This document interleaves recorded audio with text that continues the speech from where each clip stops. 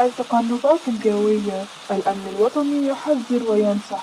السلام عليكم ورحمة الله وبركاته، أهلا وسهلا بكم متابعيني الأعزاء. قبل ما نبدأ ما تنسوش تصلوا على النبي عليه أفضل الصلاة والسلام، وكمان ما تنسوش تديروا جيم وتديروا أغاني. يلا بينا نبدأ الفيديو.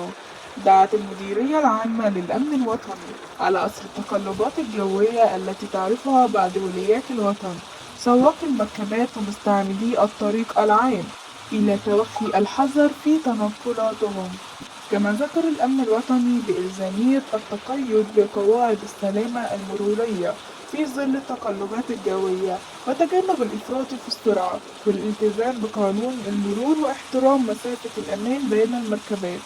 في حين وضعت المديرية العامة للأمن الوطني تحت تصرف المواطنين الرقم الأفضل 1548 وخط النجدة 17 لتلقي البلاغات 24 ساعة. وربي يحفظكم إخواتنا الأشقاء في الجزائر، وربنا يجعله صيدا واسعا. والسلام عليكم ورحمة الله وبركاته.